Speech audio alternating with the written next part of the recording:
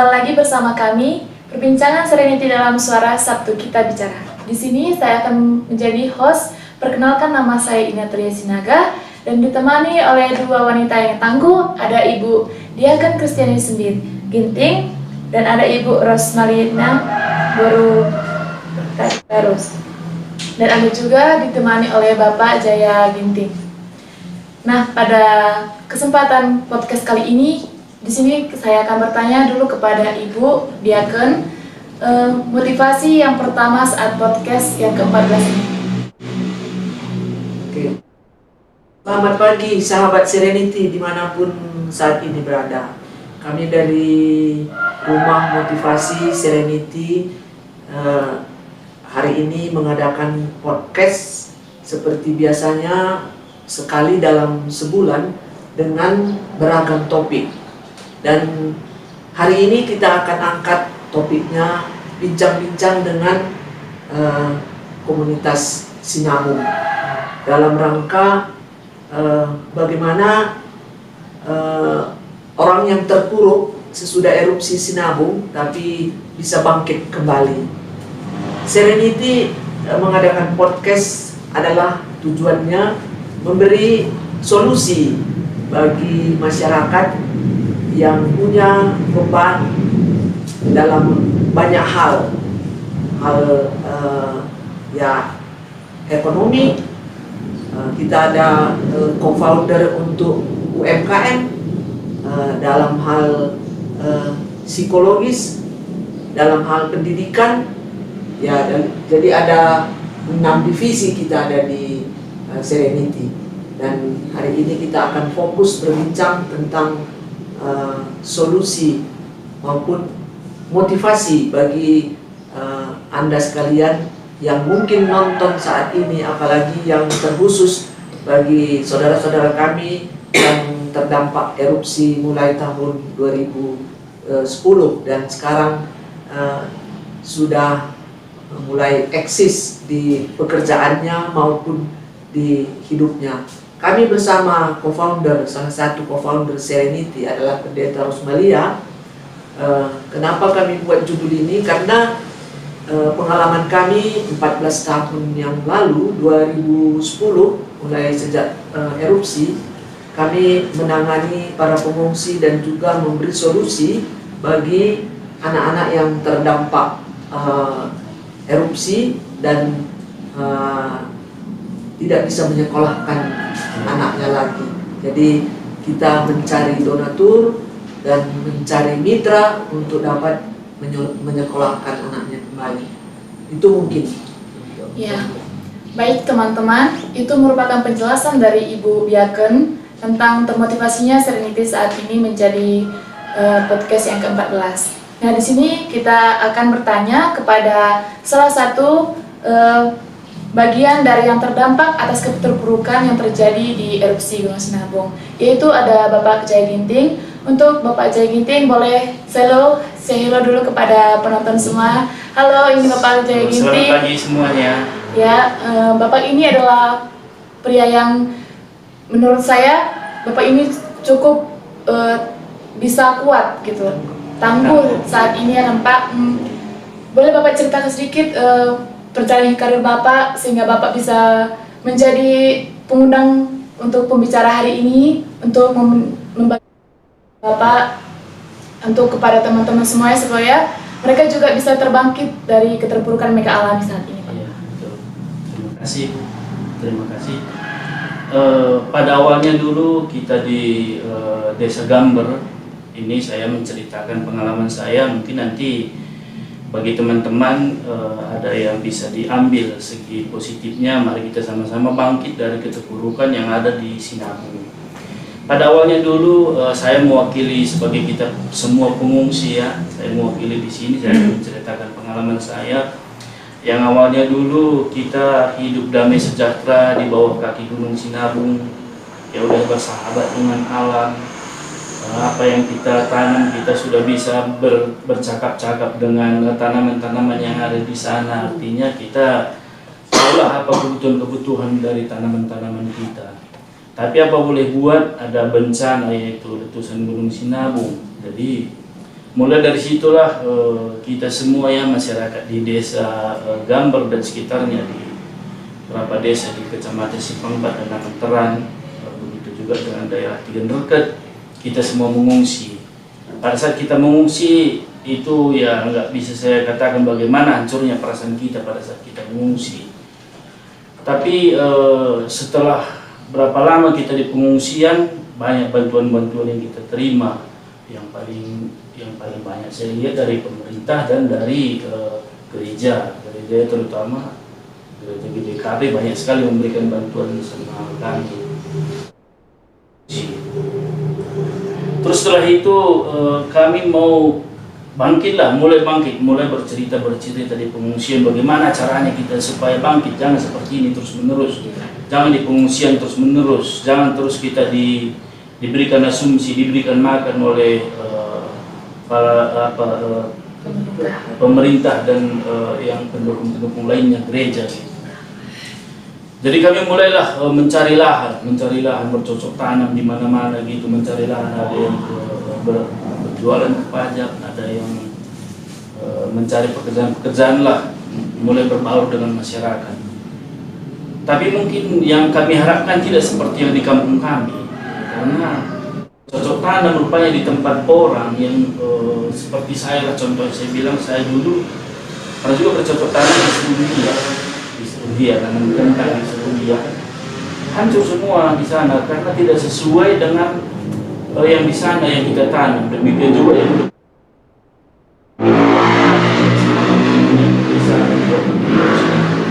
Jadi terus menerus seperti itu, maka kami gagal lah semua. Jadi bagaimana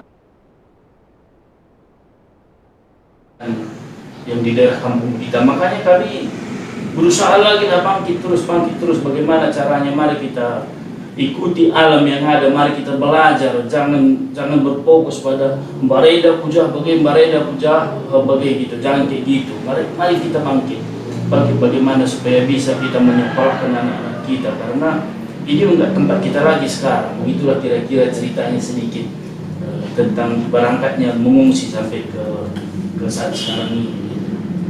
Bisa Bapak kasih contoh satu yang keterpurukan paling berat di dalam Bapak setelah terjadi gunung sinabung itu, Pak? Ya. Nanya gitu seperti apa gitu? Ya seperti saya bilang tadi, dulunya mungkin kami di sana masih adalah kami membawa modalnya dari kampung. Itulah kami habiskan modal kami tadi dengan begini, pakai kekuatan tenaga kami, kehebatan kami.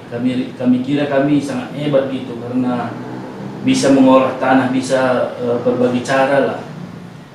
Rupanya setelah habis semua udah bingung, artinya modal tadi sudah habis, semua sudah habis. Bagaimana caranya, ini udah bingung kan? Makanya ya berserah dirilah sama Tuhan. Rupanya kami terlambat. Kalau saya sendiri terlambat menyerahkan diri sama Tuhan, karena dulu pakai kekuatan bukan berkoordinasi dengan Tuhan, pakai kekuatanku untuk mengembangkan diri. Rupanya terpuruk.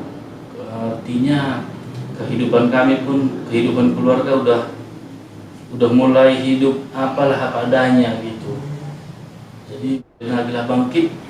Saya sebagai guru sekolah udah mulailah serius dalam mengajar, tidak memikirkan kesana kemari, karena dulu saya sempat juga sebagai pejudi, saya sempat juga dulu pemain jackpot ya, minta maaf ya. Saya dulu pemain jackpot, saya yang ngasih jackpot ke kampung-kampung gitu. Betul jackpot. Ketahuan ya. Iya, itulah kehidupannya. Dan judi togel itu, itu dulu tambahan penghasilan. Cuma itulah kekuatan saya yang saya pakai. Rupanya Tuhan nggak menginginkan seperti itu kan, makanya dalam keluarga ya mulailah berubah kan. Saya pun bekerja sebagai guru udah makin serius, gitu kira-kira. Makin serius, lama-kelamaan benar dan menjadi pengawas sekolah. Saya ikut seleksi dan diklat, kebetulan ikut jadi pengawas sekolah gitu. Jadi udah bangkit lah, makanya jangan kekuatan kita pakai. Kita harus belajar sama alam, lihat alam sekitar kita, Jangan kita andalkan selalu begini, aku di kampung dulu, aku berhasil begini, aku berhasil. Tidak bisa.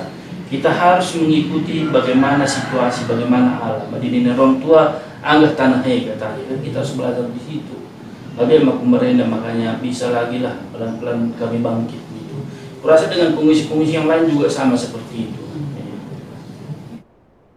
Ketika situasi itu terjadi, apakah keluarga Bapak sempat ingin menyerah sebelumnya? Ya sudah pastilah, artinya ayo ke kampung aja kita kok. Jasa kita di gua karirana bagai karena sudah mau menyerah lah. Tetap jasa saja kita. Kalau kita balik kalau tiga ada juga beberapa orang yang tinggal di kampung kan bertahan di situ, bertahan kan. Bagaimana mau ke kampung aja kita kalau gini situasi? Karena situasi ekonomi tadi udah ini enggak stabil lagi, itulah karena keterpurukan tadi. Jadi tidak memikirkan keselamatan lagi. Ya? Tidak memikirkan keselamatan tadi. Tidak memikirkan keselamatan lagi. Ada kopi di sana, itulah kami ambil lagi. Tidak memikirkan keselamatan bagaimana. 9 orang lah keluarga kami di Gamber itu yang meninggal. Yes. Nah, ya. Sebetulnya hancur juga ya hati kami karena ya kami tidak keluarga kan satu kampung di situ. Makanya mulai dari situ kami keluar lagi dari kampung. Padahal tadinya kami karena udah ekonomi tidak stabil lagi. Mau ngambil kopi kami ke sana, sedikit dapat sedikit, pokoknya lari ke sana ngambil kopi. Hampir rata-rata pengungsi seperti itu. Makanya ya kami bangkitlah, banyak menyerahkan diri sama Tuhan. Ya rupanya kalau bisa ya jangan setelah terlambat baru menyerahkan diri sama Tuhan ya. Jadi kita berserah, kita mampu ya Pak. Kalau semua kita sudah berserah sama Tuhan, banyak yang ikut keluar dari judi itu. Ada teman Bapak yang iya, intinya terinspirasi dengan cara Bapak saat ini gitu. Banyak nggak teman-teman Bapak meninggalkan perbuatan yang tidak baik tadi Pak untuk mengikuti jejak Bapak yang berkarir, bisa mempunyai semangat, meninggalkan semua segala perjudian, skater atau apa lain. Ada yang meninggalkan itu mengikuti jejak langkah baik Bapak itu. Bagaimana ya, itu udah masing-masing gitu, artinya pribadi masing-masing lah. Karena saya mengakui bahwa itu judi-judi itu hasilnya tidak bagus juga. Ya, uang setan dimakan hantu karena pasti seperti itu semua. Tipuan semua ya Pak. Tipuan semua, tidak ada itu semua, bandar-bandarnya aja yang menang. Iya betul. Saya dulu nggak sombongnya selesai sambil video game itu yang koin-koin itu kan nomor edarkan ke kampung-kampung semua. Ya pakai karung-karung beras itu yang saya bawa uang ke rumah. Tapi itu semua ya, tidak ada artinya gitu lah kira-kira. Makanya ya sama kawan-kawan juga aku bilang udah kita tinggalkan aja. Mari kita berserah diri sama Tuhan gitu. Setelah berserah diri sama Tuhan ya puji Tuhan ya kehidupan mulai pelan-pelan biarpun sederhana udah mulai terarah gitu lah kira-kira. Kalau tadinya nggak terarah kehidupan itu. Seperti tercukupkan ya kan? Iya, lebih seperti tercukupkan, biarpun sederhana. Berarti penyemangat utama Bapak itu adalah Tuhan ya? Ya, Tuhan yang membantu. Ya, untuk Ibu Rosmalia, ada yang Ibu ingin sampaikan kepada Bapak Jaya Ginting? iya. Selamat pagi untuk kita semua. Kalau saya mungkin saya sampaikan apresiasi kepada Bapak Ginting dan juga masyarakat yang bertahan, survive, keluar dari masalahnya ya. Dan sangat ini kabar gembira pagi ini bagi kita semua. Ini kabar gembira bahwa di tengah-tengah situasi terpuruk ada tekad yang disampaikan tadi bahwa harus, apalagi selama ini judi misalnya apa tadi jackpot itu kan sebenarnya income yang sangat menggiurkan dan bawa pakai karung gitu berani keluar dari itu dan beralih profesi, beralih fokus, itu satu hal yang luar biasa. Dan saya mendorong supaya ini menjadi motivasi juga bagi Bapak untuk memotivasi masyarakat lain, karena semua kita tahu Tanah Karo itu judi togel itu ranking tinggi ya, narkoba Marak di mana-mana. marak di mana-mana. Artinya itu semua juga bisa berhenti. Aku tuh mau memang berhenti. Jadi saya sangat apresiasi, senang, dan juga merindukan masyarakat yang pernah kami dampingi. Berharap semua Sekian sukses. lama ya. Iya. Seperti Bapak Ginting. Perjuangan penting, iya. Harus harus dipublikasikan Iya. bahwa gunung tidak membuat masyarakat putus asa. Lalu anak-anak misalnya, anak-anak yang sekolah yang bisa kita carikan beasiswa, kami yakin bahwa mereka sekarang umumnya sudah berhasil. Kepingin juga satu saat nanti mendengar cerita dari mereka, dari anak-anak, seperti anaknya Bapak ini di Kemenkumham ya, Ya. bekerja, kan luar biasa. Luar biasa. Di Kemenkumham bekerja, itu tadi Bapak cerita Masih kuliah. masih kuliah, tetapi akan di ikatan dinas. Iya, iya. Nah, tadi sebelum kita mulai Bapak ada cerita sedikit, bersaing di antara ribuan orang. Ya. Saya kira jiwa ini yang sangat menghibur, artinya ibaratnya kita nggak merasa capek lagi, kita nggak akan betul-betul tidak menghitung lagi keletihan bagaimana dulu sesudah mendengar cerita. Mungkin itu. Tidak terlepas juga dari peran ibu rumah tangga di rumah, Bu. Iya, ibu rumah tangga juga mendukung ya. Ya, dia lah artinya udah marilah kita keluar dari zona ini gitu Ya, kan. ada tekad ya. Ada tekad peran Ibu Kartini di rumah gitu lah. Iya, Ayo, benar. mari kita keluar dari ini. Jangan lagi seperti ini. Jangan lagi bulannya gagah dua bandu. Iya. Jangan kita tangisi lagi Gunung Sinabung. Jangan kita Iya. tangisi. Jangan kita terlalu fokus terhadap masalah. Marilah kita fokus keluar dari masalah. Iya. Karena kita fokus terus pada masalah itu, masalah gunung yang terus kita pikirkan. Tidak kita fokus keluar dari masalah itu, kita akan makin terpuruk. Iya. Begitulah nasihat ibu di rumah gitu kan. Pas bulan ini Iya, bulan bulan Kartini, Oh, yang iya, hari bulan gelap Kartini. itu tidak terang. terbit. Iya. Cocok sekali ya kan teman-teman, sesuai dengan tema kita hari ini, bangkit di antara keterpurukan. Saya juga mau nanya kepada pendeta, apakah di salah satu keluarga pendeta ada yang pernah terkena musibah yang sama seperti Bapak Jaya Ginting? Bagaimana pendeta memberikan semangat, motivasi untuk mereka yang terkena dengan dampak itu, pendeta? Dari keluarga. Iya, dari keluarga, apakah ada sebelumnya? Iya, tetapi tidak Di desa Sinabung. Oh ya, jadi Artinya pernah mengalami. ya, di keluarga, tetapi juga pengalaman pelayanan di jemaat. Ya, saya sudah cukup lama bekerja melayani dan banyak sekali, kebetulan saya di gereja itu mengalami isu perempuan dan anak.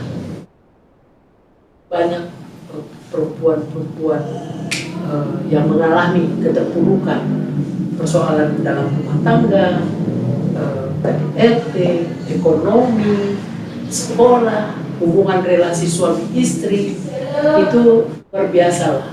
Itu sangat banyak terjadi keterpurukan, dan disitulah peran kami mencoba memberikan motivasi, menjadi bagian dari persoalan dia,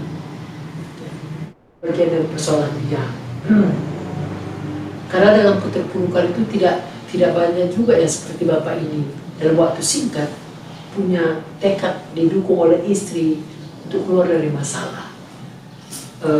Banyak yang tenggelam dalam masalah ini. Dan satu kebahagiaan kita ketika kita bisa mendampingi mereka.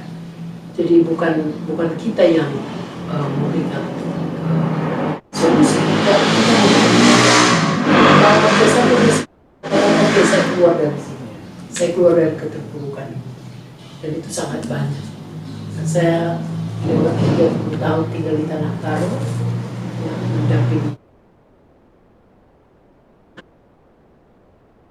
Juga kemarin ada yang masalah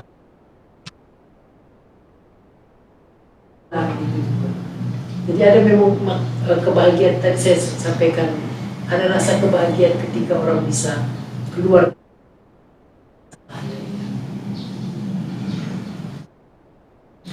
jika pendeta sendiri, jika saat ini pendeta mengalami keterpurukan, apakah ada satu mindset pola pikir pendeta yang ingin berbagi apa sih yang pertama di dalam hati pendeta untuk bangkit dari antara keterpurukan itu? Oh iya. Motivasi yang pertama kali yang ada di tengah pendeta. Ya, sebagai pendeta ya, Iya. nah, sudah kita nggak bisa bergantung terhadap kekuatan sendiri, itu pengalaman. Nggak bisa bergantung, ada Tuhan yang menolong kita. Jadi saya pernah lihat lukisan begini. Lukisan itu ada air terjun yang sangat deras, lalu di bawahnya ada air seperti di Tongging misalnya. Lalu ada satu ranting atau kayu yang mengambang, dan di atasnya bertengger tenang. Padahal ada air terjun yang sangat berbahaya sebenarnya, tapi dia sangat tenang. Itu adalah gambaran bagaimana kita bisa hidup di tengah-tengah dunia ini. Ya. Betul ada tantangan, ada keterpurukan, tetapi bukan keterpurukan ini yang menenggelamkan kita, tapi ada tempat kita bertengger seperti burung tadi. Ada tempat kita berpijak, tidak melihat air terjun yang berbahaya. Nah, burung ini bertengger di kayu yang memang melampung, dia tidak tenggelam. Ya. Nah, itu kita sadari dalam hidup kita. Kita bertengger di tempat yang aman, yakin, dan punya harapan. Kalau harapan itu kan belum terwujud, tapi kita punya keyakinan bahwa di balik keterpurukan ini ada matahari, habis gelap terbit terang. Seperti filosofi R.A. Kartini, ya. Dan pengalaman kami juga mendampingi teman-teman pengungsi 10 tahun itu nggak gampang, sangat tidak gampang. Ribuan masyarakat datang, lalu sebagai gereja apa yang bisa kita lakukan? Pertanyaan kita, mereka datang malam waktu 2010 misalnya. 2010 itu 40 hari mereka mengungsi, ya. Baru pulang nanti 2013 lagi sampai 2020. Pertanyaan kita, siapa yang memberi mereka makan? Bagaimana mereka bisa dapatkan tempat yang aman? Bagaimana supaya mereka sehat? Jadi itu yang ada dalam pikiran kami pada saat itu. Yang penting masyarakat tidak boleh lapar, tidak boleh sakit, dan tidak boleh kedinginan. Kalau sudah ada dapat 3 hal ini, baru kita ada spirit, ada semangat. Oke. Saya ingat ada satu daerah kemarin, satu kampung itu tidak bekerja, hanya mau ke ladang, semua ke ladang mengambil sayuran dan mengantar ke kebun jahe. Mereka sepakat semua. Kita hari ini semua masyarakat desa itu ke ladang ambil sayur apapun dia datang. Jadi ada solidaritas di antara sesama. Jadi itu menguatkan kita, dan itu sudah selesai. Baik, halo Sobat Serenity, kita sudah berbicara dengan narasumber-narasumber kita. Jadi podcast kita jeda sebentar untuk beberapa menit dengan narasumber yang baru yang tidak kalah dengan pengalamannya yang akan dilaluinya dengan keterpurukan dalam hidupnya. Jangan kemana-mana dulu ya, kita tunggu dulu Serenity dalam suara Sabtu Kita Bicara.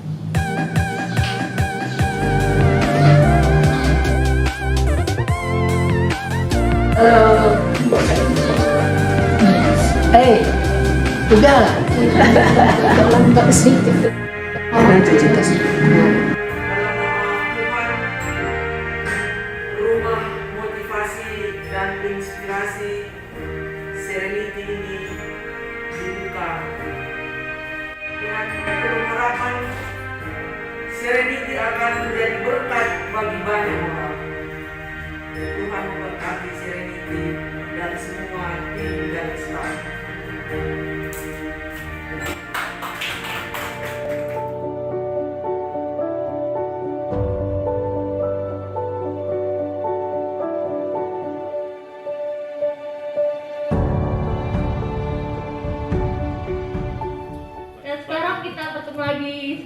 kepada seorang kuliner. Kak, kakak sudah ke daerah mana saja menjadi seorang kuliner, Kak? Dari mana karena saya sudah lama menjalankan menjadi kuliner. Sudah berapa tahun kakak menjadi seorang kuliner? Kurang lebih 3 tahun. Oke, sekarang kita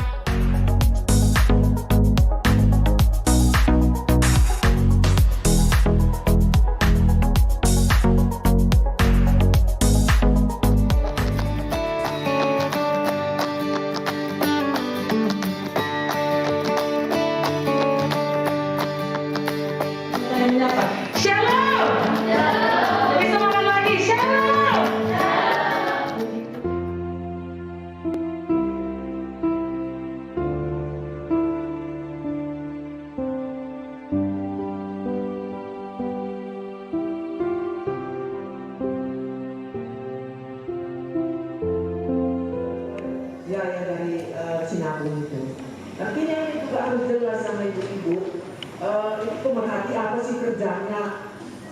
Kami nggak pernah merasakan mungkin seperti itu ya. Jadi ke depan apa yang mau kami harapkan? Inilah yang ada hubungan.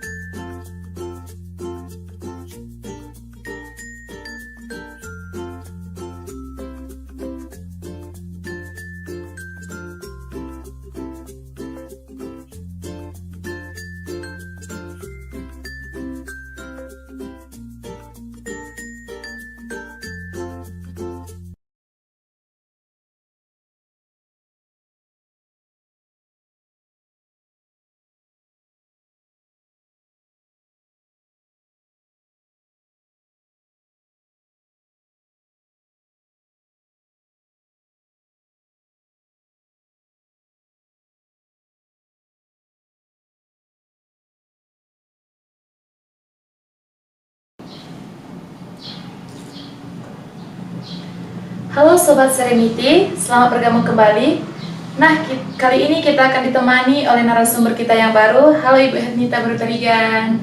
Saya halo Bu kepada penonton kita yang ada di Serenity Dalam Suara. Apa kabar Ibu? Tentunya sehat ya Ibu ya. Nah, kita kembali ke topik pembicaraan kita ya teman-teman. Serenity Dalam Suara, Sabtu Kita Bicara, yang berjudul Bangkit dari Antara Keterpurukan. Nah, di sini saya selaku host, Ibu ingin bertanya kepada Ibu, pengalaman Ibu yang bangkit dari antara keterpurukan. Boleh Ibu ceritakan rasa semangat Ibu yang dulunya pernah terpuruk dan bisa bangkit sekarang untuk kepada teman-teman semuanya supaya mereka juga terinspirasi dengan cerita pengalaman karir Ibu.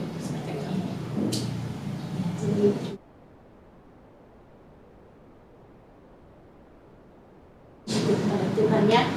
Jadi untuk mengingat bagaimana ya selama kejadian erupsi Gunung Sinabung dari tahun 2013 lah, mulai dari tahun 2013 kita tidak kembali lagi ke kampung sama sekali. Jadi dari pengalaman itu ya dibilang ada rasa putus asa, tentu ada juga, ada ketakutan, keraguan pasti ada ya. Karena ketika kita meninggalkan tempat yang sama sekali kita tidak bisa lagi kembali, meninggalkan rumah, ladang, karena pekerjaan kita sewaktu di kampung juga sebagai petani, jadi mungkin itu mata pencaharian kita setiap hari ya. Jadi ketika begitu meninggalkan harus tinggal di posko. 1 tahun lebih lah kami tinggal di posko. Waktu itu kami tinggal di posko GPKP Gereja Kota. Jadi dari situ ya tentu adalah sedih ya, karena nggak bisa lagi terungkapkan lah, takut, resah. Ya, tapi apa boleh buat, itu rencana Tuhan. Karena apa yang kita pertahankan memang itu tidak sesuai dengan rencana Tuhan juga. Tapi kita harus ikutlah, ya kita harus jalani. walaupun tidak sesuai dengan harapan, tapi kita tidak boleh menyerah, harus terima kenyataan. Jadi menurut pengalaman itu cukup jadi pembelajaran. Itu kami cukup banyaknya, cukup banyak, puluhan orang kami tinggal di situ. Jadi di situ juga kita harus menyesuaikan diri terhadap teman kita, saling menerima. Karena kalau di dalam rumah tangga kita sudah mengenal anak-anak kita, suami kita sudah kenal. Tapi begitu bercampur, ya, walaupun dengan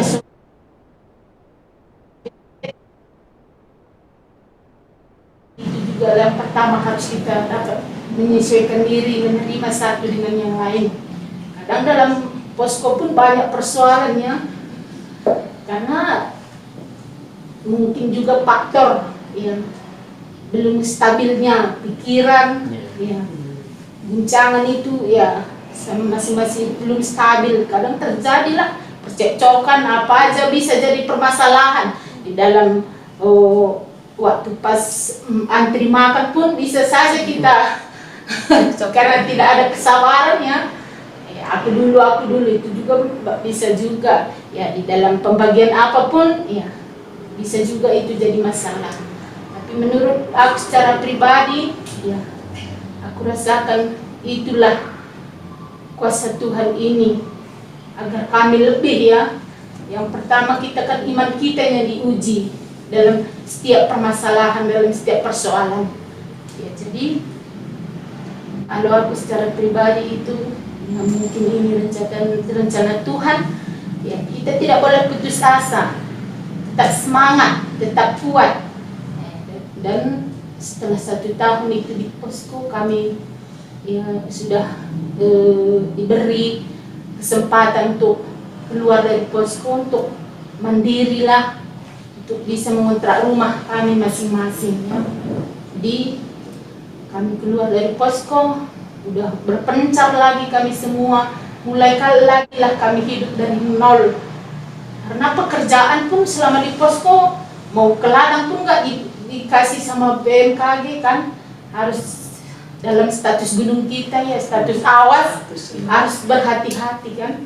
Jadi keluar dari posko ya, disitulah berpikir apa yang bisa kita lakukan untuk mencukupi kebutuhan kita untuk anak-anak. Memang waktu itu dikasih pemerintahnya sewa rumah, sewa kontrak rumah ya, cukup lumayan juga membantu lah. Tapi bukan juga kita harus mempertahankan itu saja. Untuk makanan kita, kebutuhan anak sekolah setiap harinya juga kan harus ada perjuangan kita. Jadi setelah keluar dari posko itu ya, kita mengontrak rumah kayak 3 klasis itu. Ayolah, ya berinisiatif lah, apa yang harus bisa kita lakukannya. Jadi harus kita hidup dari nol, perjuangan itu harus panjang. Karena ya anakku ada 3. Jadi, ya bapak pun hanyalah apa yang bisa kulakukan. Jadi dia jadi sopir angkut waktu itu, bawa Rio. Bisa nanti untuk menambahi keperluan rumah tangga lah. Jadi aku pun sebagai ibu rumah tangga juga harus membantu lah. Tidak boleh diam juga ya, karena sekolah pun dah pakai ongkos lagi untuk sekolah. Jadi tidak pernah sama seperti di kampung waktu itu. Aku pun ada waktu ya ikut Haronkah Ladang guys, ikut aku Juma ya, sambil aku ternak babi ke aku waktu itu. Terus waktu di KP ibas arahan Bu Pendeta Rusmalia, maka lika bentuk SPS ya, semua senabung ikut ke aku J. Maka lika kegiatan iban kami pas SPS bahan membuat stik kami pas sekali seminggu buat kue untuk tahun baru pilih pesanan. Ya, ikut kami rebahan salidas grup SPS. Jadi ya happy, ya sedikit demi terbantu kami. Lah terjang SPS saja di kafe pesanan ke luar nari. Pastikan bas buat susi buat stik. Jadi gokakuban stik ya tambah si waktu siapa tetap pula lakukan di rumah. Gokakuban keripik pisang, kembang loyang waktu si. Jadi lihat teman sab Medan ni naka teman lain di kalau 3 nerke iya banidah naka suruh bagai iya teman anakku kata memang.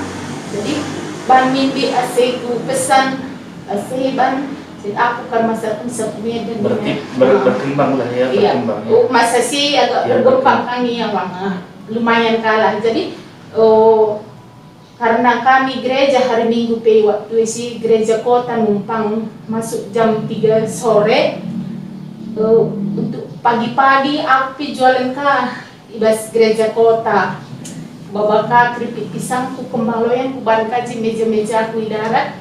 Jadi iya jadi lumayan kan ku agak perpuluhan gereja kota tapi ya gak simpatika iya karena mungkin dia dari lingkungan sekitar Tugu Mamberuncing. Kami pinggu kaitan dari kalah begini, jadi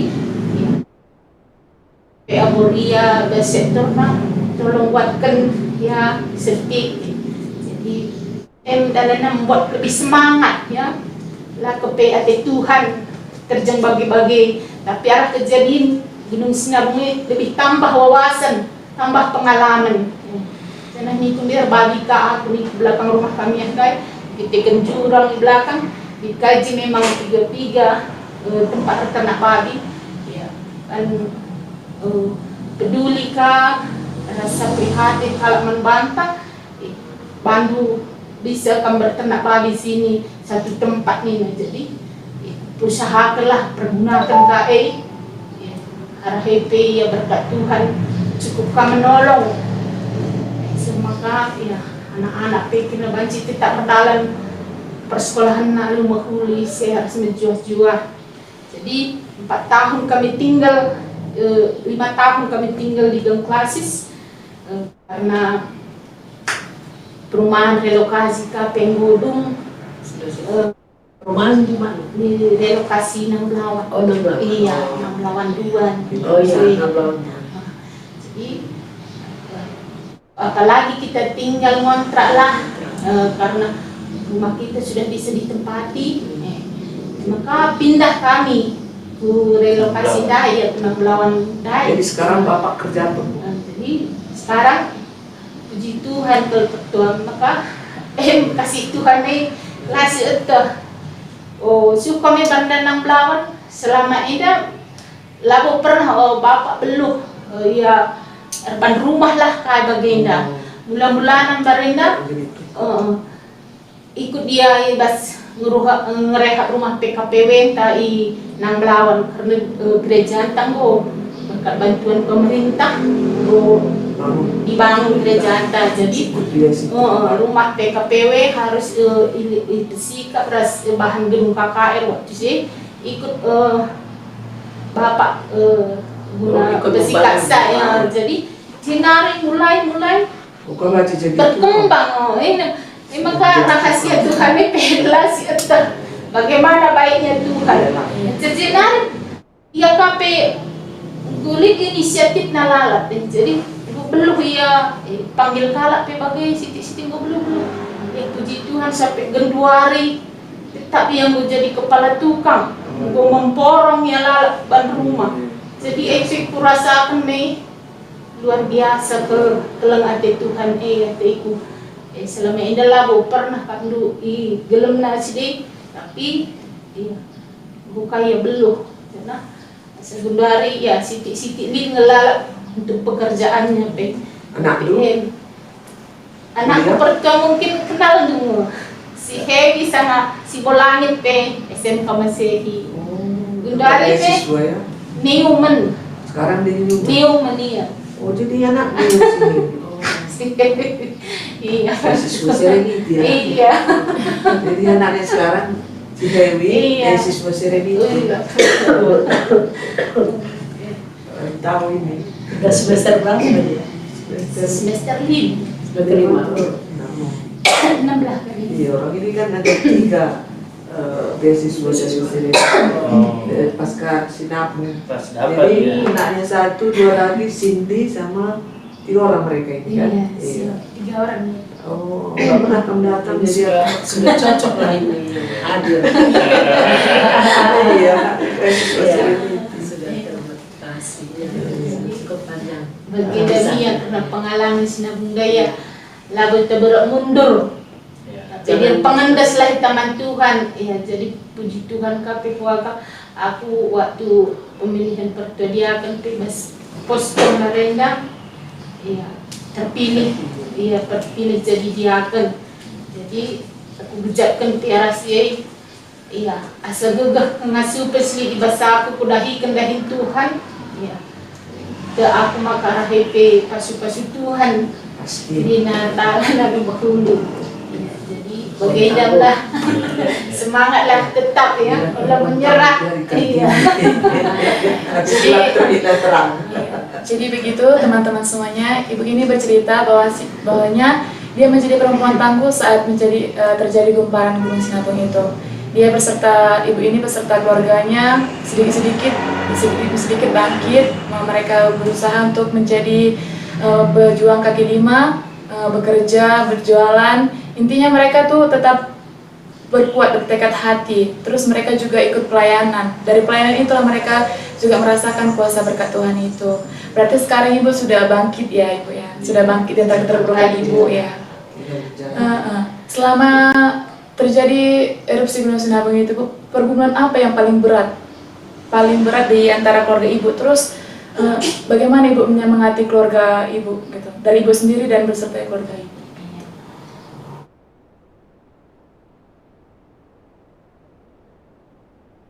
Faktor ekonomi lah itu terpurukan paling berat ya dalam ekonomi lah. Jadi itulah maka ada usaha kita, karena tidak mana mungkin kita berhenti dari keterpurukan ekonomi itu, sedangkan itu harus kita cukupi setiap hari. Maka kita lakukanlah usaha-usaha itu. Begitu juga untuk keluarga.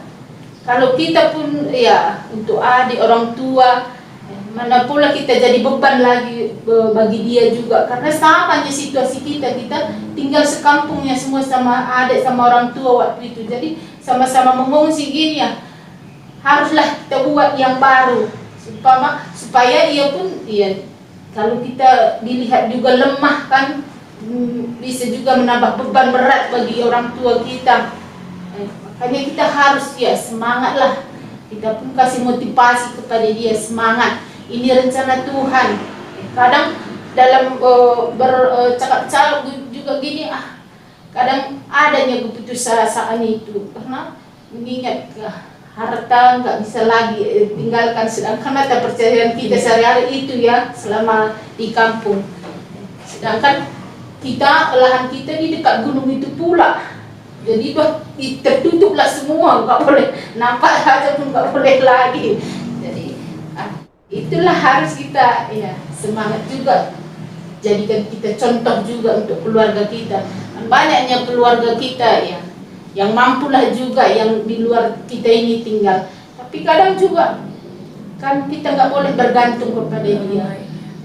Tapi keluarga juga banyak juga yang bilang pengungsi ini enak katanya, dikasih begitu juga yang dibahasakannya sama kita, kalian enak pengungsi. Sisi kita menghadapi hanya di mana, karena kalian dikasih uang katanya, Kerja tapi uang lancar seperti itu ya. dikasih makan kalian kan. Gak enak menerima uang kalau bekerja. Tapi kan hati kita ini sebenarnya tertabannya, walaupun dikasih uang ini uang, tapi kita nggak bisa bebas. Ya, kalau biasanya di rumah mau nonton TV apa bisa sendiri. Iya. Pindah channel boleh. Kalau rumah Sampai di sendiri ya, Pak. tenda tidak bisa. Di rumah mau masak sendiri, bikin telur dadar bisa. Mau masak mie boleh. Sampai di tenda tunggu jam makan. Apapun ceritanya Iya. di rumah sendiri. Nah, itu loh. Kan ada bahasan itu dari pihak keluarga, ya enak lah kalian Iya. ngomongin gitu. Ya paling enak kalau kita tinggal di rumah sendiri. Iya, ya, itulah. sendiri, ada yang Enak ngomongin. atau harusnya kemarin ibu bilang begini, oke, apakah kita bisa tukar Mana tempat? gitu juga pendeta. Oke lah, Iya. kita tukar kalian di tenda. Iya. Kami balik ke rumah kalian. Bagaimana? Iya, Kami bilang, tempat. itu nggak juga direspon kalau gitu kami ngomong pendeta. Tapi kalau kumpul pas pesta-pesta kami, ini loh orang pengungsi ini Oh. kan, enak dia ini, gemuk-gemuk semua. 3 kali makan sehari. Iya, ada apapun ada. Gemuk bukan berarti nggak ada pikiran kan? Masnya pun besar-besar katanya. Padahal Sekarang kita udah bisa ketawa seperti ini ya kan? Iya. Kalau Iya, Wak. usia kan juga Iya. ngurus, juga main stres Iya. menghadapi kalian semua.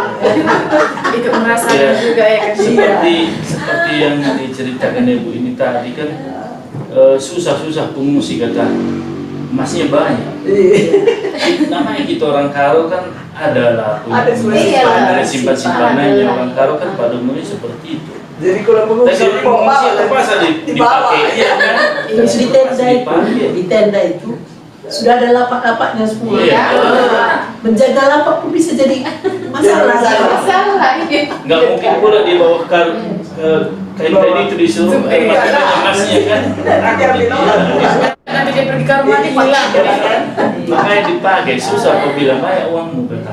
Tapi ada satu yang saya senang. Waktu itu Pak JK Yusuf Kala di interview di, kalau nggak salah, di salah satu stasiun TV swasta. Ada kesaksiannya yang membuat kita sangat bangga. Dia soal Sinabu, musisi Sinabu. Ketika dia bilang begini, saya sudah berkeliling di seluruh Indonesia, banyak bencana, kejadian kebencanaan dan sebagainya. Tapi saya baru dapat itu di Tanah Karo.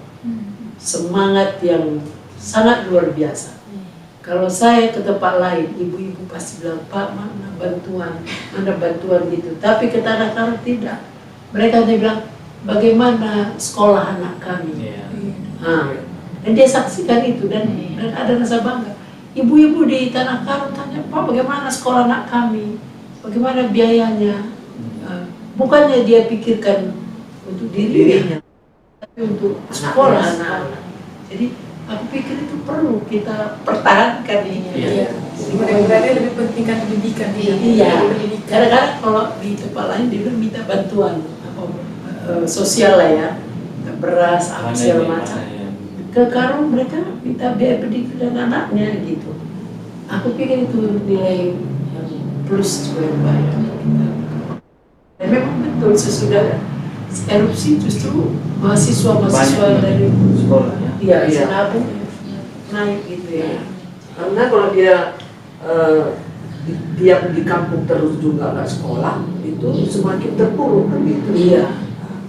Jadi sekitar itu sebagai pengurus mencari donatur Beasiswa. ya, saya rasa mungkin ke depan nanti terus saya juga kita kumpulkan ini semua Yang mahasiswa. yang mahasiswa yang udah bekerja Iya, dan lain sukses. sebagainya. Saya ada juga masih beberapa yang sudah bekerja sampai sekarang masih kontak.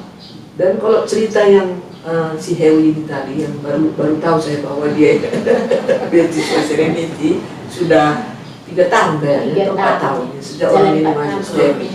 Jadi STEMI itu kan buat surat edaran supaya masing-masing kepala keluarga jemaat di GKB memberikan minimal 1 supaya mahasiswa juga ada di sana dan yang terdampak erupsi Sinabu juga nggak menganggur gitu. Lalu nggak tahu lah kenapa orang ini yang kami pilih. Kita minta itu Serenity 3. Iya. Ya, jadi mereka kasih nama. Aku bilang kasih dulu nama 3, lalu suruh dia ke Serenity, biar aku ngomong dulu siapa mereka dan apa sebenarnya tujuannya. Jadi mereka ini udah datang ke rumah ini pun dia udah datang, tapi aku gak kenal ini mama. Kasih ya. Iya, kenapa pula bisa ini? Kan bukan aku tadi yang nyuruh kamu datang, lalu Ibu Ros gitu. Kenapa bisa ketemu di sini sama dengan tulang ini juga? Iya. Dulu kita sebenarnya sudah sudah saling mengenal bersama di pengungsian, tapi nggak sampai detail kali semua kami tahu kan? Ya, tapi itulah memang luar biasa itu Tuhan itu. Tuhan itu memberi selalu kesempatan buat orang yang mau berserah kepadanya. Seperti yang dibilang tulang ini tadi, ya luar biasa ya, dari pekerjaan yang sama sekali nggak terpikirkan, ya bisa seperti sekarang ini memegang pariwisata dari guru, dari guru, kok bisa lari gitu kira-kira. Ibu ini juga, ya suaminya yang supir angkot bisa jadi kepala tukang. Jadi sebenarnya keterpurukan itu terpuruk dalam hal apapun, kalau kita punya semangat dan punya motivasi yang benar dan satu yang paling ini berserah kepada Tuhan. Tuhan itu pasti kasih jalan, pasti dia kasih jalan. Karena Tuhan itu tahu ya kan Ibu, kalau kita tuh lemah, dia pasti akan cukupkan, dia akan berikan kekuatan, dia akan tidak akan kita imani, kita pasti kita rasakan. Satu dibuka, Satu dibuka jalannya. Kita jangan pertahankan kepintaran kita, tapi mintalah pimpinan hikmat dan Tuhan, pasti jalan dibuka. Ya seperti Bapak bilang tadi, yang Bapak bilang tadi kan, selama ini aku mengandalkan kekuatan, sehingga apapun yang kupegang, kupikir aku yang hebat. Tapi ketika aku berserah kepada Tuhan, Tuhan buka jalan, semua jadi rahasia, pintu-pintu kecil, pintu perik kayak keringat bukan kayak Kiriman Pandu. Sampai anak juga, kenapa bisa seperti itu kan? Kuasa Tuhan. Tapi akan lebih luar biasa lagi kalau Bapak Ibu bisa menyalurkan lagi. Nah, sudah banyak ini, Saling mengajak. banyak kan, menyalurkan lagi, salurkan. Karena kalau ditahan itu seperti laut mati. Bau nanti ya. Bau. Ya. Berkat Tuhan buka pintu, sekarang kalian buka pintu lagi. Minimal satu tekad misalnya.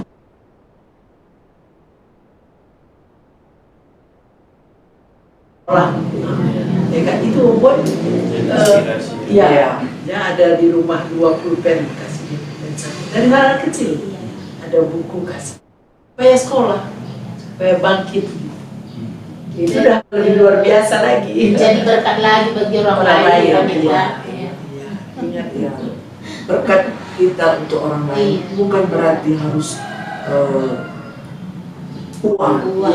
Dari segi kecil apapun apa yang ada dari bisa. sama kita, apakah kita bisa memperdulikan orang dari perhatian, ya menunjukkan perhatian, rasa kasih, ya itu juga kan berkat. Bisa kita jadi berkat di Peduli untuk orang lain, Jangan tidak peduli.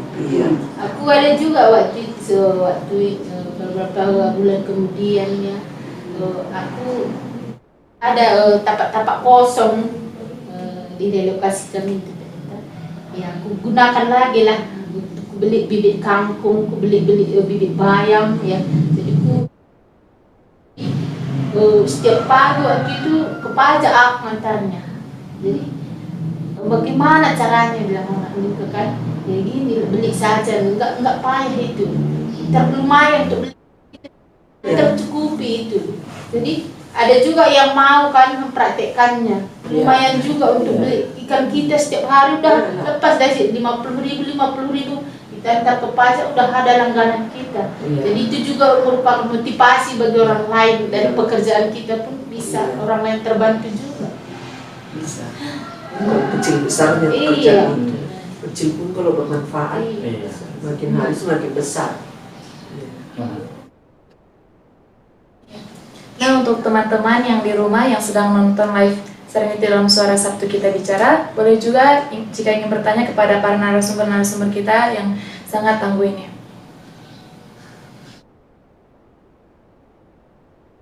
Pertanyaan dari kakak atau ibu Sania Rumapea. Pertanyaan ini berupa saya tujukan kepada Bapak Jaya Ginting. Ya.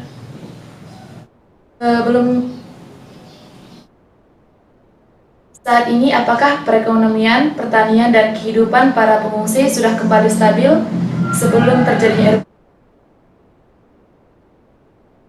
Terima kasih Bu Tapea ya. Ya, Ibu Sania Rumapea. Rumapea. Rumapea. Iya, terima kasih atas Pertanyaannya. pertanyaannya.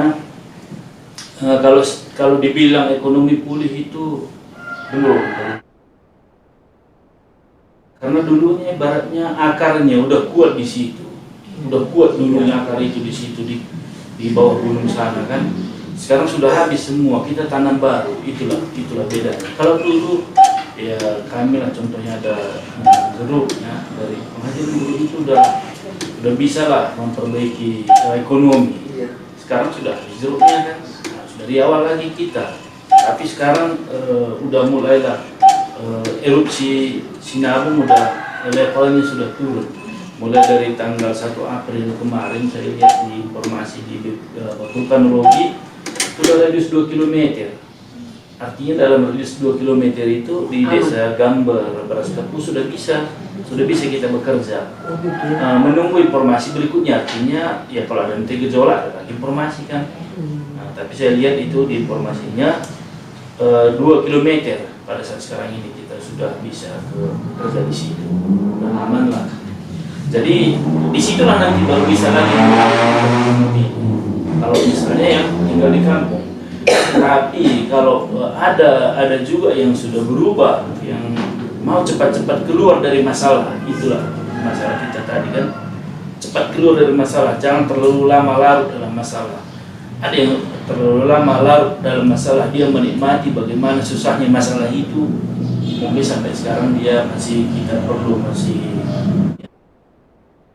ini ya, bisa kita mengasih motivasi sama kawan-kawan kita yang masih menikmati masalah itu. Sebetulnya masalah itu jangan dinikmati, tinggalkanlah masalah itu, keluar dari masalah itu. Nah, ada beberapa memang yang masih larut dalam masalah itu ya, Itu berarti belum bangkit dari keterpurukan. Tapi marilah kita bangkit sama-sama. Yang mau dia bangkit dari keterpurukannya itu, misalnya dia mau belajar, mau berbaur dengan masyarakat sekitar, ya mau belajarlah bagaimana kehidupan ini mungkin sudah berubah ekonominya ya. Tapi ada yang belum bangkit itu, ya mungkin ya belum juga hasilnya gitulah kira-kira. Makanya marilah kita bangkit sama-sama dari keterpurukan. Jangan nikmati keterpurukan. Jangan nikmati, betul. Ya, keluar dari masalah. Ya, keluar dari masalah. Karena kalau kita nikmati itu nanti kita makin lama makin tenggelam. Iya. Makin masuk ke dasar laut itu nanti, gitulah kira-kira. Jadi semakin terlena. Harus terlena. Jadi nikmatinya kehidupan masalah itu. Keluarlah dari masalah. Terlalu nyaman dengan zona permasalahan. Iya. Baik, kepada Ibu Hernita Bertarigan, bagaimana tips untuk bisa bangkit dari antara keterpurukan yang terjadi dari erupsi Gunung Sinabung mulai dari tahun 2010 dan masih berlaku sampai saat ini selama 40 tahun? Dari pertanyaan Ibu Sari, 14 tahun. Bangkit kembali Iya, ya. Jadi tipsnya kita buat pertama kita lah dulu kan, Dari diri sendiri. ya diri sendirilah dulu. Ya pertama ya kita semangatkanlah diri kita. Kalau untuk kita pun kita tidak semangat, bagaimana nanti? Jadi dari kita lah dulu, berpikirlah kita ya. Kita seperti kata Bapak tadi, kita harus lari dari masalah itu. Apa yang bisa buat, tapi tidak juga terlepas dari penyertaan Tuhan juga ya. Maka apa yang kita lakukan juga kita harus minta doa pada Tuhan agar tetap diberkati juga. Jadi sebenarnya itu banyaknya kalau mau kita lakukan. Kalau mau lakukan seperti kalau untuk ekonomi itu ya, dari pengalaman tadi juga, kalau kami direlokasi sana memang hanya rumah yang ada, lahan nggak ada. Jadi Beda dengan Siosar ya. beda itu pendeta. Kalau di Siosar kan disediakan sama lahan. Kami kalau di Namblawan itu hanya rumah tempat kami tinggal aja. Iya. Kalau Jadi untuk nyewa, untuk berladang, berladang nyewa lagi. itulah sekarang kalau dari segi ekonomi pertanian tadi masih sangat rendah lah, karena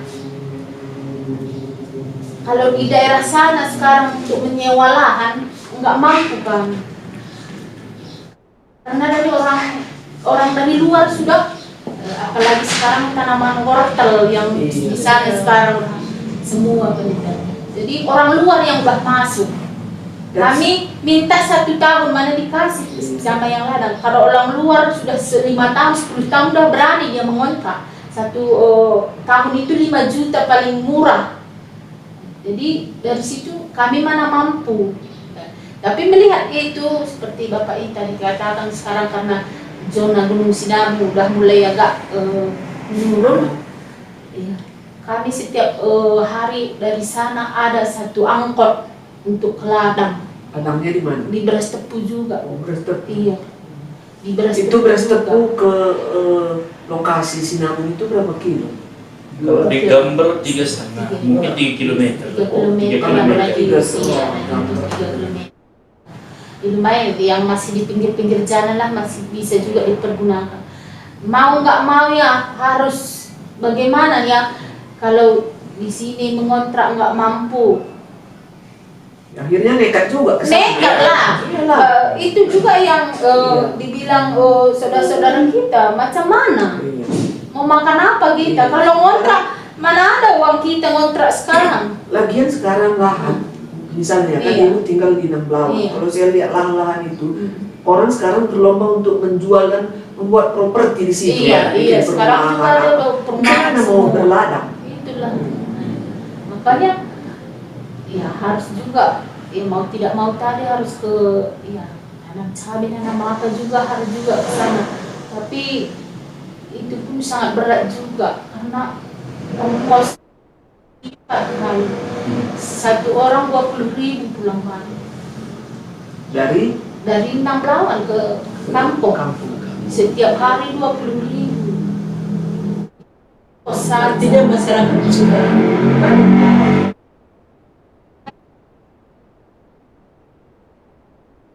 itu tadi Tapi pada umumnya yang berladang sudah banyak. Iya. Ke sana lagi orang. balik lagi sana.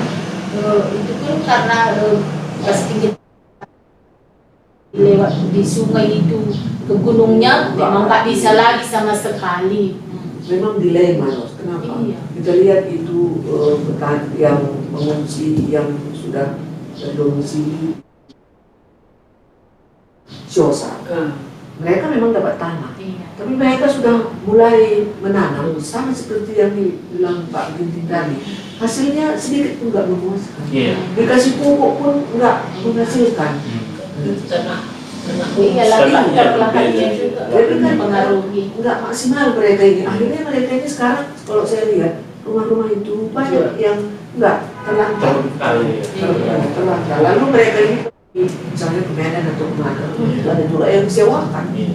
Gitu kan? Iya, banyak seperti itu karena tidak seperti yang diharapkan. Ini tidak seperti Sudah yang habis tenaga kita untuk Betul. bercocok tanam, rupanya hasilnya tidak seperti yang diharapkan. Hasilnya nggak ada sepertiga pun yang sejak Iya. selama orang ini dibandingkan dengan mereka tinggal di kampungnya.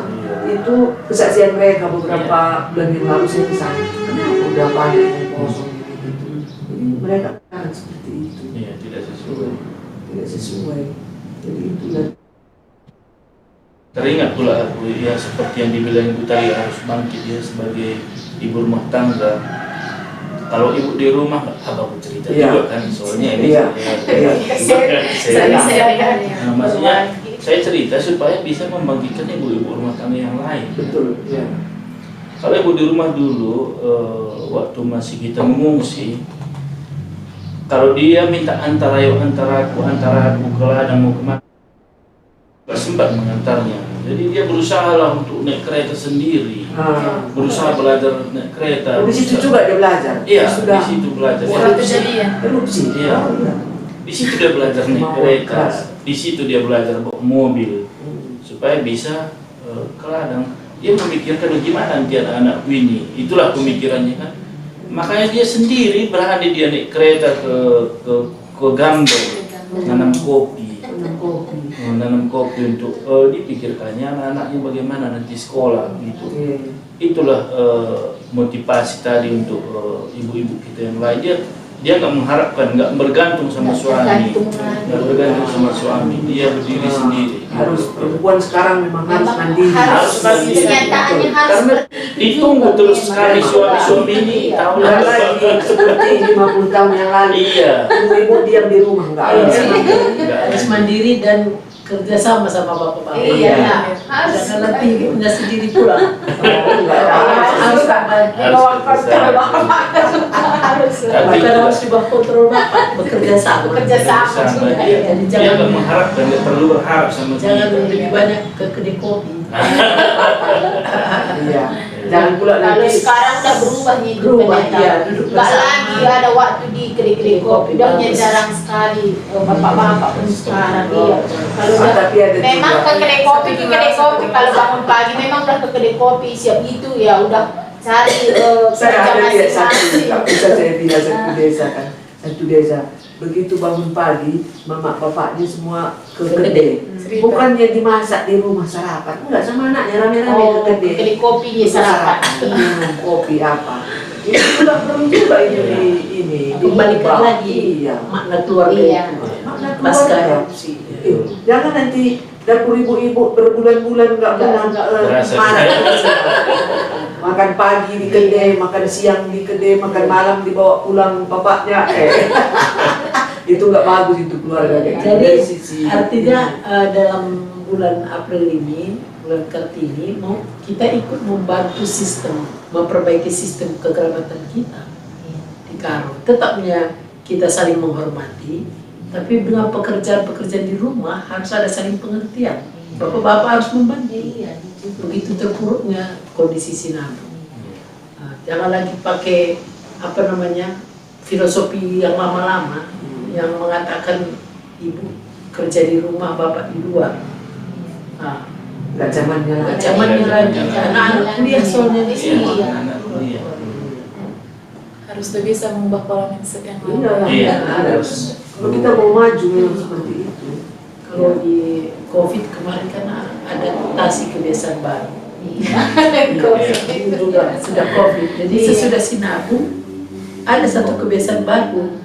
Ibu-ibu dan bapak-bapak sudah akan bekerja sama, Iya. merencanakan, mengelola. Berarti ada juga hikmatnya. Iya. Di balik bencana itu ada hikmatnya diterima. Kan juga dari yang kasih Iya. tahu Betul. hikmahnya. Dari situ Iya.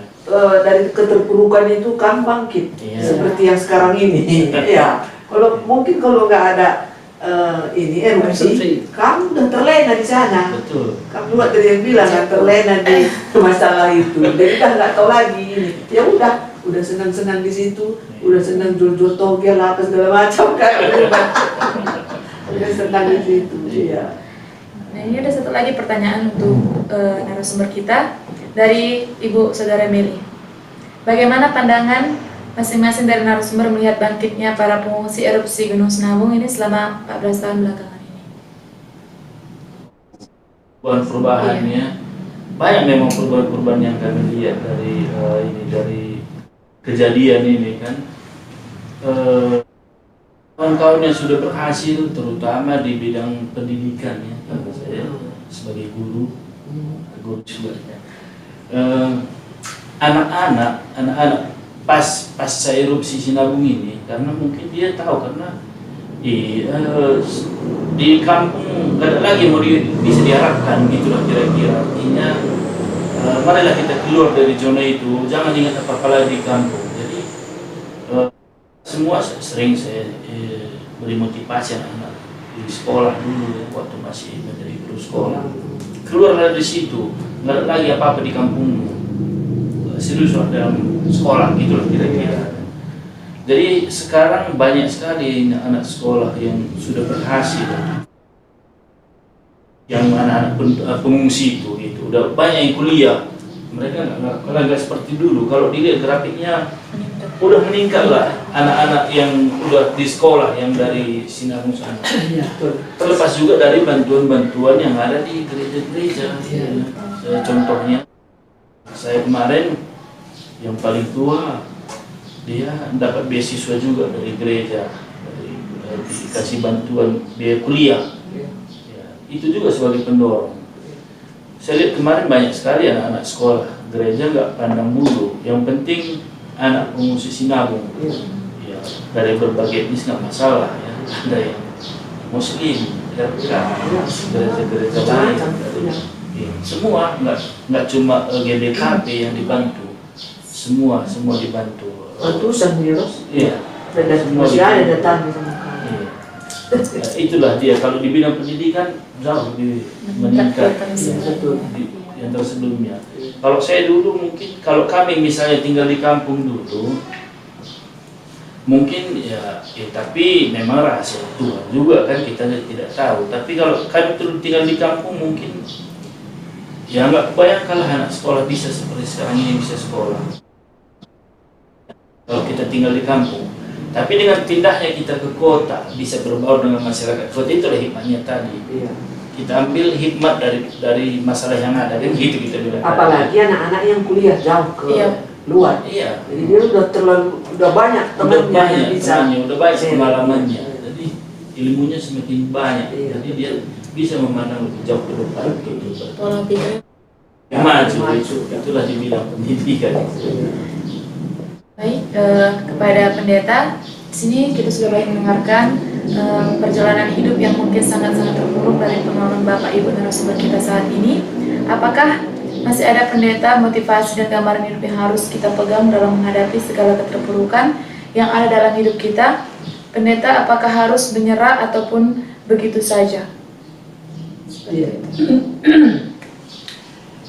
Saya kira sudah dari tadi kita bicara soal motivasi. Kami tetap mendorong semangat dan kesuksesan yang ada sekarang terus dikembangkan. Jadi jangan kita berpuas diri. Baratnya saya memiliki cita-cita yang lebih besar. Tidak salah kan bermimpi. Kita bermimpi, misalnya Bapak Ibu, saya satu saat harus jadi kadis, kepala dinas pariwisata. Contoh ya, mimpi Saya nggak pernah berpikir mau jadi apa. Jalani aja serius dalam bekerja. tapi harus memilih lebih saya harus menjadi ASN yang terus menjadi teladan. Tadi kan Bapak bilang kan, Nah, itu bisa. Bapak bilang kan, karena teladan itulah pimpinan percaya dia kasih jabatan lebih tinggi. Tuhan yang bekerja. Kalau tidak bisa lebih setinggi lagi, setinggi bawah pangkat, setinggi Ibu bawah juga cabai. itu harus punya mimpi. Tadi mimpinya itu kan mau jadi berkat bagi orang lain. Ada lahan kosong, diusahakan. Apalagi di luar itu, skill sudah ada di SPS misalnya. Suara perempuan Sinabung udah bisa beristik dan sebagainya, harus lagi ini bisa dikembangkan. Saya ingat peralatan SPS ini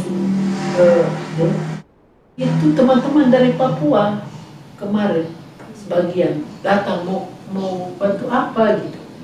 Terus saya bilang ini ada beberapa ibu, 11 orang ya, 11 ibu dia duduk bersama, berpikir bersama, melakukan. Udah sempat juga jalan-jalan ke Bali. Sutradara dari Jerman.